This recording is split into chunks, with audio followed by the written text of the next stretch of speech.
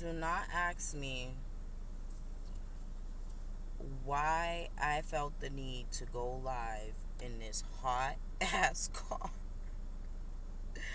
I haven't been out of the house.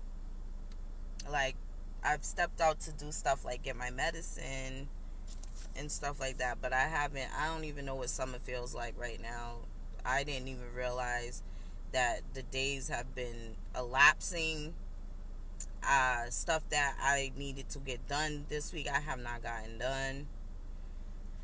So I'm just doing this live to update y'all, and also, me documenting my journey of like what, my little everyday stresses, things that's always bothered me, and just give y'all some perspective and encouragement for other people who I know. I've been talking to family members and friends who go through this same stuff, and so I like to do a video so that I can like share my perspective a little furthermore. And I'm learning that you guys, some of us, find this useful and relatable, and gives us comfort in a way to be able to hear somebody else's experience. I like this filter. So I'm titling this live, um, The Pain Game. And so let me do a couple little disclaimers. I am in serious pain. Serious pain. Like, I could barely talk without getting nauseous. I could barely check my phone, keep my phone charged up. So I don't want people to be thinking like I'm scamming y'all or something, or I'm doing this for attention, because I'm not. Um, I'm not trying to be like, first of all, I just got my hair and nails done. And y'all know I ain't scamming, because, as soon as I get my hair and my nails done, I be ready to, like, go out in the world and do things and show my hair off and show my nails off. So, for my hair and stuff to be done for over a week now, and I can't even go nowhere. I can't even see my partners. I can't see my friends. I can't really video chat like that. I had to call out of work last week. I'm trying not to call out of work because I do it virtual. So, but I'm in a lot of pain. Today's a little bit better, even though I'm like still in that dull pain. But today's a little bit better because I just went to the emergency room again, and they gave me a shot of Motrin for pain. So that's good that it's a non-narcotic, and that it helps. Like, for example, if I didn't get that shot, I had got it twice so far in the past week. I got it twice. And so, if I didn't get that pain shot, I hope this is not an idiot calling me. And sure enough, it is.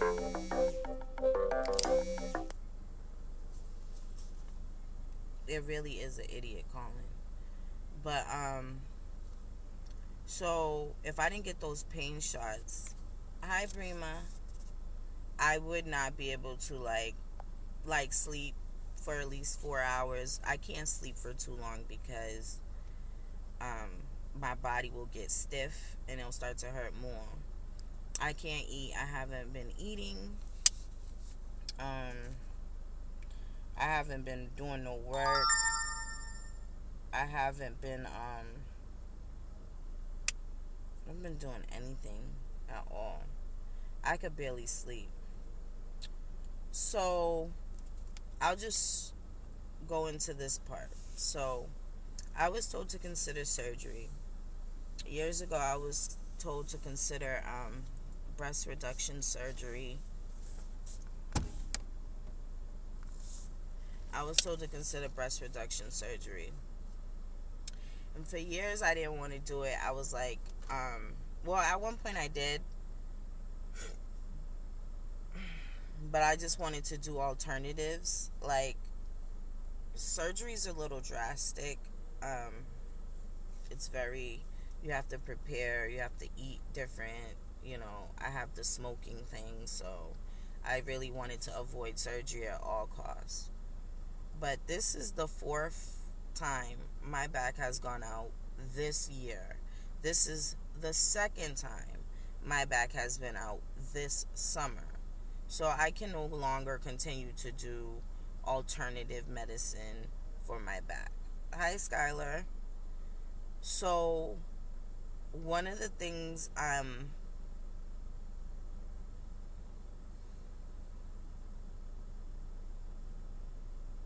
struggling with is, okay. This is gonna sound kind of funny, and it is funny if you ask me. Something to laugh at. I've been doing a lot of distraction therapy, like, you know, stuff to distract me to keep from the pain. So I've been watching stand-up comedy. I've been watching movies, laying in my mother's bed, trying to tell jokes with her, um, do ice. I've been doing hot. I've been doing all sorts of stuff. So this might sound kind of funny, but I didn't want to get the surgery for a long time for multiple reasons. Like I just said, the you gotta stop smoking. You gotta do physical therapy and stuff. I was trying to just keep the weight down, like my, my body weight, keep my body weight down for the keep my body weight down to keep my breasts from being like morbidly large and giving me back pain. But I kept the weight down, but my boobs have not been going down. Actually, they've been getting bigger. So that's not gonna work. The other thing that I didn't want to get the surgery. Hi, Kiana. The other reason why I didn't want to get the surgery was because I've seen people get the surgery. I know people who got the surgery. One person I know who got the surgery, their breasts actually grew back. Like their boobs grew back. Thanks for stopping by, Skylar. Their breasts had grew back. And when their breasts grew back, I'm just like, what's the point of getting the breast reduction surgery if they're just gonna grow back? I know other people who they got their boobs cut off or reduced or whatever, they grew back. Other part of it was like, what if somebody also told me that depending on how they do the surgery, you might lose sensation in your nipples. So that is another reason. That's what it's gonna sound kind of funny. So that's another reason why I didn't want to consider the surgery, because it's like, but then here goes the funny part. Here's the joke. So when you're outweighing the pros and the cons, so I'm thinking about the con. I'm like, okay, there's a pro in that con, because I do not like my nipples touched. My nipples are very sensitive. I don't like when they rub against anything, and like, my nipples are very sensitive. They get sore.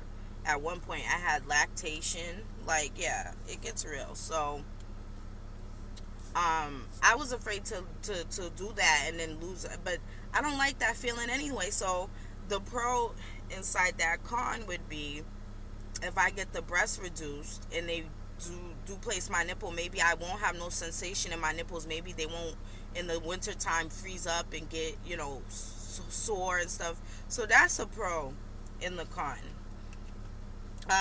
I'm definitely gonna get the surgery now, is what I'm saying. So the other thing that I was worried about when I didn't want to get it was my boobs are already big. So even if I get them reduced, they're still going to be pretty large.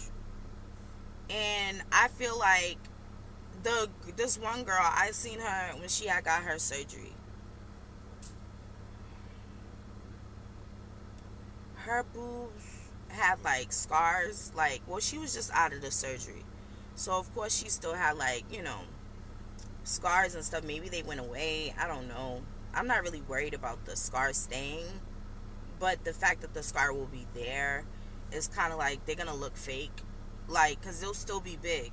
So, they're going to look fake. And then also, like, are they going to sag? Like, these are the things that I've been worried about.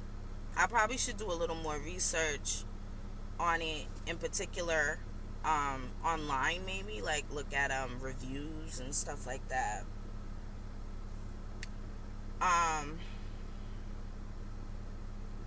So I didn't want to look botched,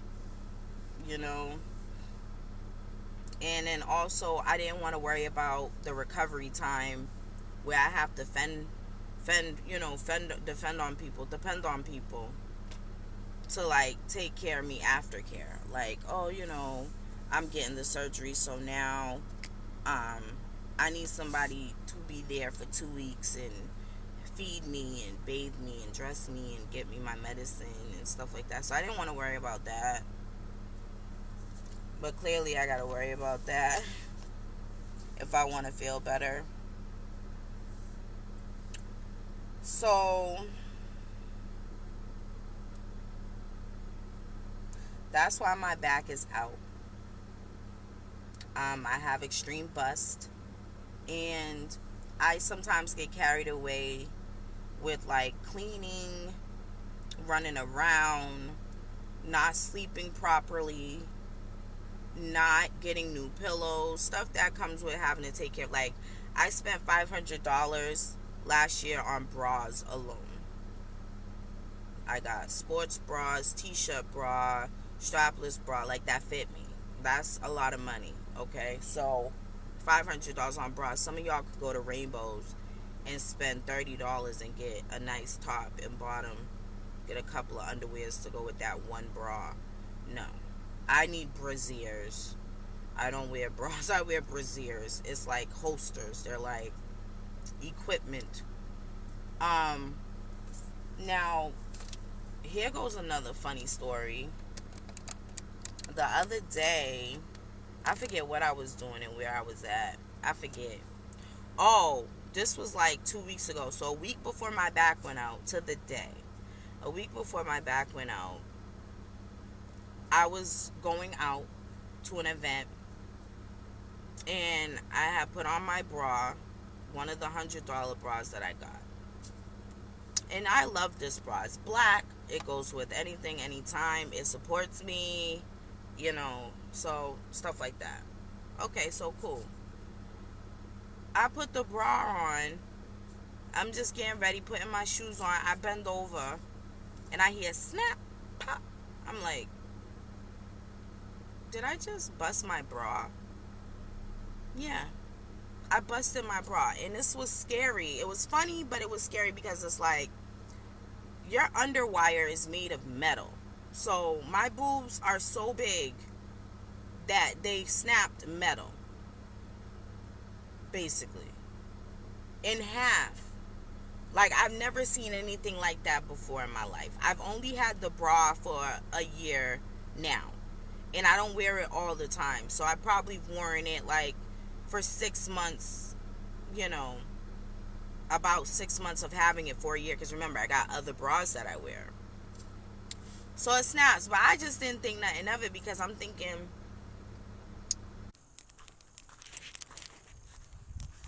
okay, so I lost Wi-Fi. So let me finish telling y'all the story. So I was already dressed. I don't know her. We live here. Oh, okay, sorry. It's Wrong okay. person. Okay. I love you. Yeah. Thank See you. anyone throw anything here? I didn't see any, No. but we helped clean up. I saw it. So And they're not supposed to be doing this. when I was already dressed up, and I feel awful. So I was already dressed, so I was just kind of like, okay, well, let me Yeah, I think so. let me I think so, but we're gonna find out. just ignore it. But the scary part came in when When you say coyote, I got back from where I was, and because I'm in building 10. nosy ass neighbors, they have nothing to talk about, and they're so bored, so they're just like harassing everybody about dumb shit that didn't happen. So, and I'm gonna be nice. So, one thing I noticed was the wire was jagged, and it was like sharp, and it was like still inside of the garment. And so, like, I was so scared that that could have went through my lungs and punctured went through my ribs and punctured my lung or anything, because that bust area. So I was petrified that something like that could happen again, and I could just be in a place where I can't do anything about it, and the next thing you know, oh, how did Yanni die? Well, her bra broke on her, and the underwire pierced her through her skin and through her lung, and she couldn't breathe, and shit like that. So it's a weird story, and it was really creepy and scary. And then, what else was I gonna mention? So that was scary. The other things that I worry about is um, the guilt that I have, the guilt that I have with. That's why I call it the pain game, because the guilt that I have from being in pain, like for example, having to call out of work, like I take my career pretty serious for someone who barely has a career, because I'm mostly disabled. I can't really do too much. So, but I take what little bit of a career that I have very serious. I also, so that I feel guilty for that. I feel guilty that my family has to take care of me. They tell me not to be sorry and stuff, but it's just annoying to be supposedly like.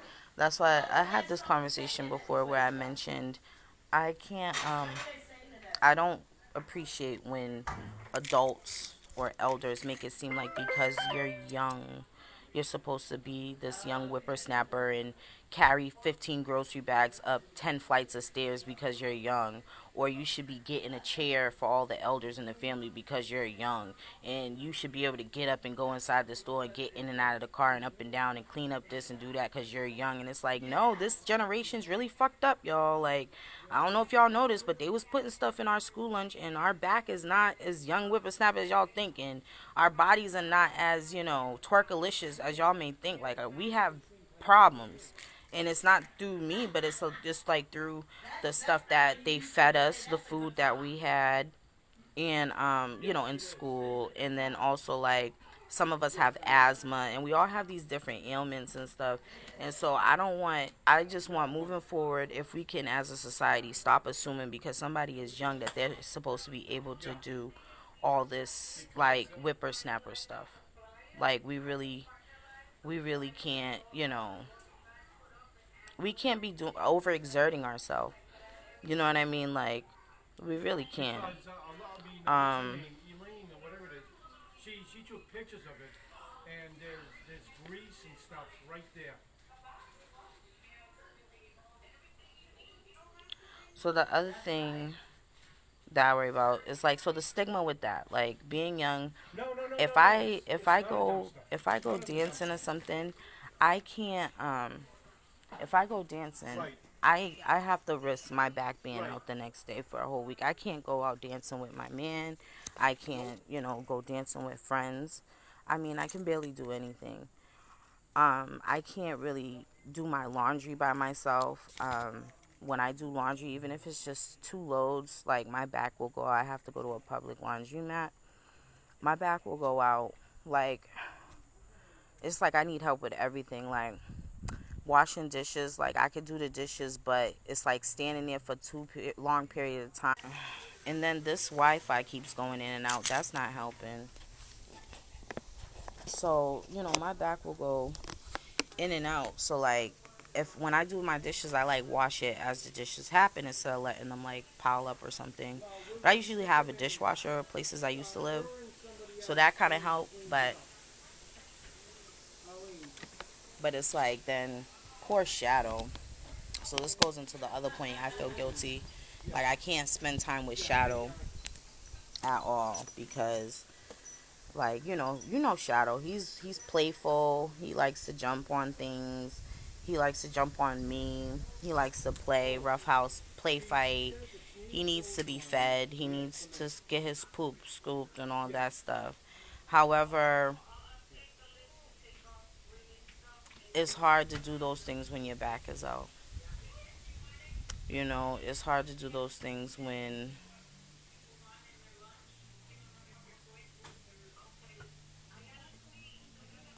so I feel really guilty about that. Um, I have trouble getting in and out of my bed. because it's a castle bed, I call it. It's really high up, so I'm not at home with my back out. I'm at a family member's house, and like I'm just struggling, so I feel bad about that. Then I can't read, I can't write, I can't text, I can't drive, I can't walk, I can't um, do anything. I'm behind on certain projects that things that I thought I was gonna get done last week is now being pushed to a couple more weeks from now because I'm in so much pain that I'm gonna have to go into surgery. I don't know when the surgery will happen. Sometimes it's like 3 months from now or something. By the way, I'm gonna be doing pain management in between time, so I'm not gonna be able to spend too much time focusing on my book or focusing on my little projects. The other part of this that made me feel guilty is that, so please don't judge me. And please don't call no emergency teams or nothing, but I can't really take my psych meds when I am on pain medication. I can't do both because I get sick, like more sick. So, like I was saying earlier, like I'm having nausea, I'm vomiting, so, and I don't have an appetite. The only thing I can keep down is ice cream. So that's fun. All I can eat is ice cream, which is helpful too because it's like, it's comfort food too. But I can't keep down no. I try to eat hot dog beans. I tried to eat steak. I can't eat nothing. I can't eat nothing. So I just was like, oh, let me just eat ice cream, and then I snack on like peanuts, like honey roasted peanuts. I can't. I want a bag of chips so bad. I don't even trust myself to eat that because the last thing I want to do is, see Cheetos floating around in my bile or something. Like I'm all set. I'm scared, but I really want a bag of chips so bad. So I can't really take my psych meds. So that's kind of scary too because if I don't take them for a certain amount of time, it gets worse. And like with my mental health. So I'm worried about that. So I'm like, okay, I'm going through this pain medication stuff and this pain, and it's like, and this happens even when my tooth was being pulled. I went off of my meds. That's when I got sick last year. You remember that? Yeah, when I was gone for like 3 months and stuff, and they put a missing persons report out on me and all that stuff. So when I go without my meds for too long, doo-doo-doo, the screws come loose. So I'm worried about that. Really worried about that. So I be trying to take my meds, but of course, when I did try to take it this past week, every single time I took those meds and then took my psych meds, I try to space it out, but I don't have no food on my stomach, so I threw it up. And that's a waste of medication, and my medication is expensive. Thank God for health insurance, but my medication is expensive. And the last thing I want to do is be taking them things and throwing them up. And especially when I feel like the physical pain is more temporary. So I have to take care of the physical pain first, and then I can take care of, my mental health is like something that's like, okay, I know what to look for, what I can deal with, what I can't deal with. Like, I understand my mental health a little bit more now. So I kind of make that sacrifice. Like, okay, tonight I can't take my psych meds because I have to take a pain med. So that's kind of like scary and depressing. And no, it's not. And then I'm telling this woman I can't eat anything, and she's asking me if that was pizza, that food in there was mine. And I'm like, I can't eat anything. I wish I could have a slice of pizza. Shit, threatening me with a good time. Don't threaten me with a good time. So, like I said, I'm doing distraction therapy. So a lot of the stuff that sometimes I want the kids around me, my little babies. What the hell is that on my nose? So the other part of this too, right, is that I'm having an eczema dermatitis flare up. I have it, like, you see my eye looks like low. Well, there is a eczema bump, I call it, on my eyelid, like right here. You can't see it, but you can feel it, and it hurts really bad. And I have rashes all right here, and under here, and under here.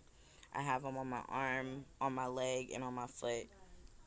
And so I'm worried about that. So I had to see An allergy specialist. I was gonna see this allergy eczema specialist. I was so excited because I was like, okay, maybe they can help me with something new that's out there. Here we go.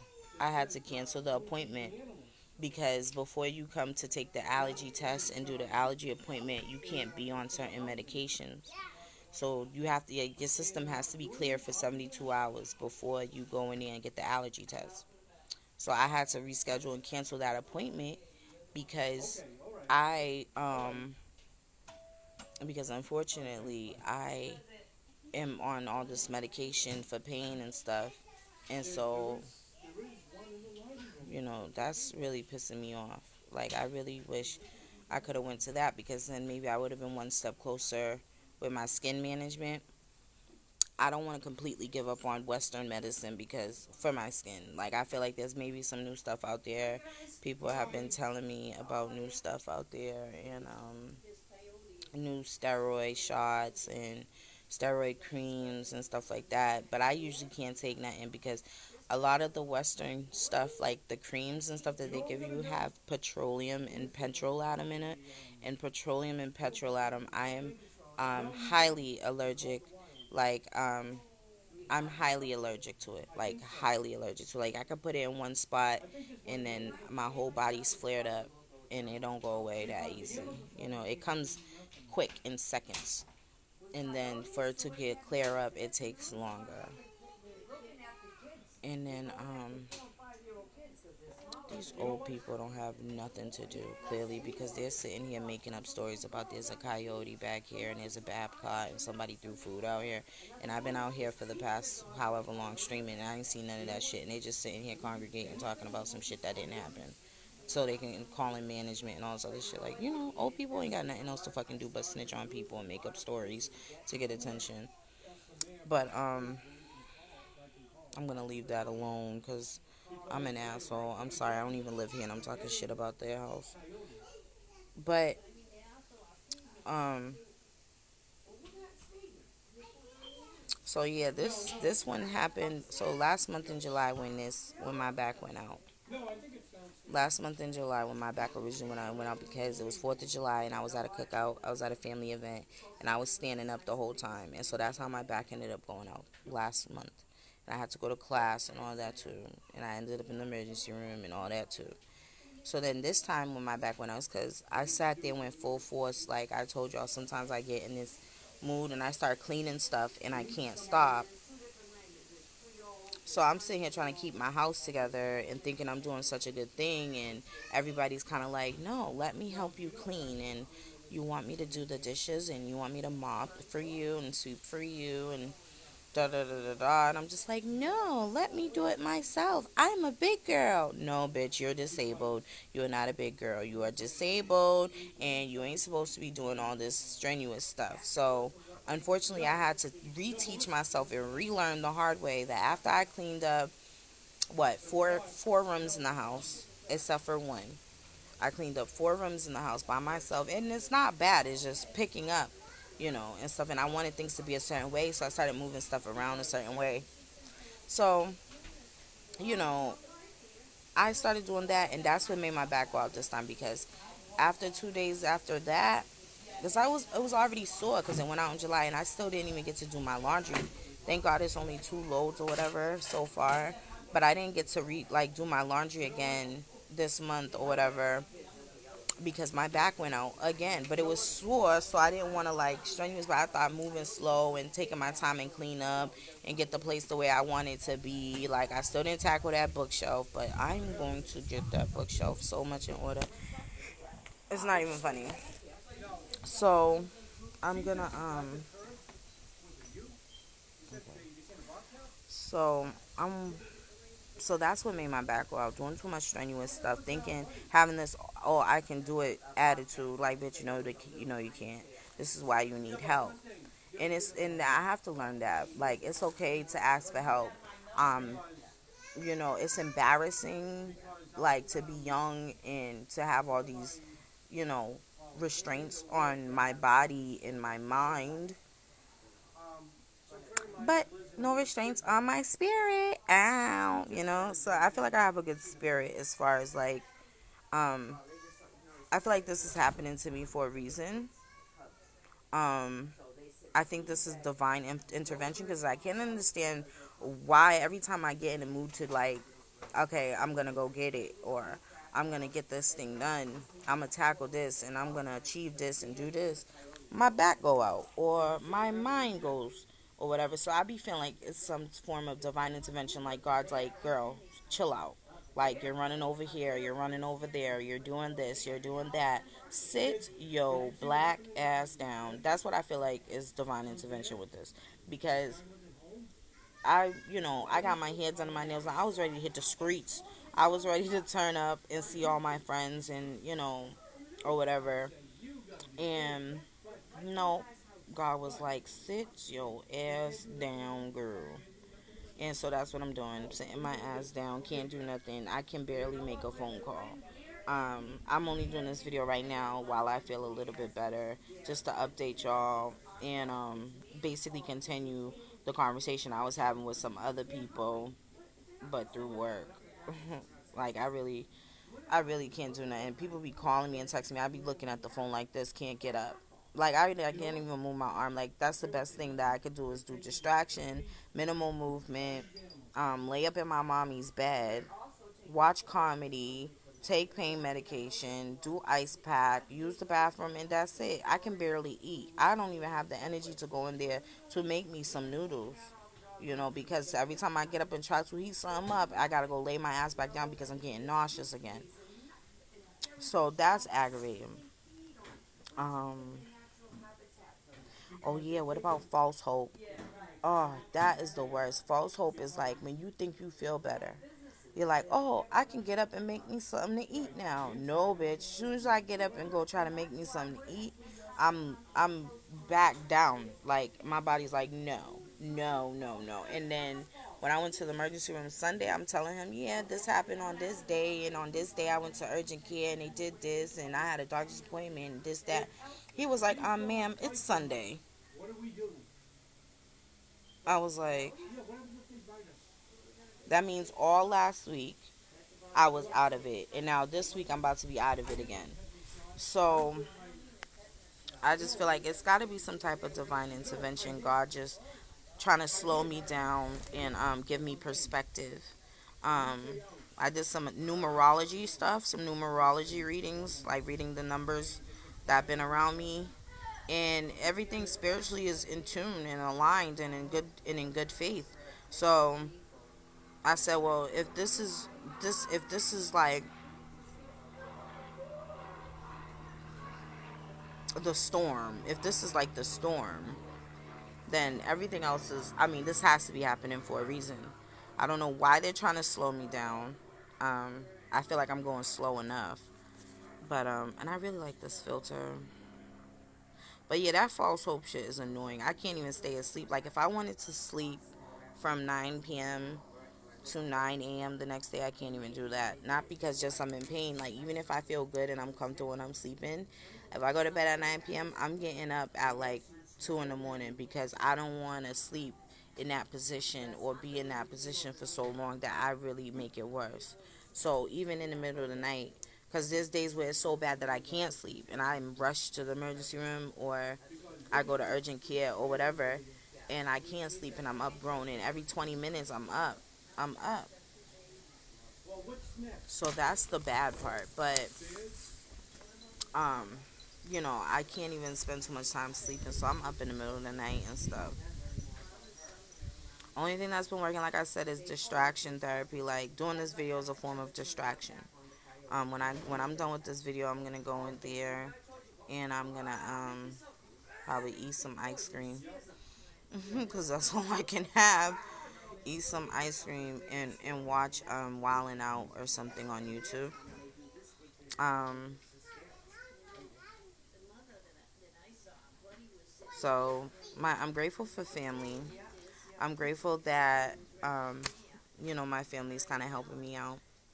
I wanted to make another video or express in this video some stuff about that's relationship geared to this, but I don't think I'm gonna do any dwaddling. But as forms of dating with a diagnosis, this is one of the things that's like makes it a hot topic for me because it's like my relationship with others is being affected by my chronic back pain.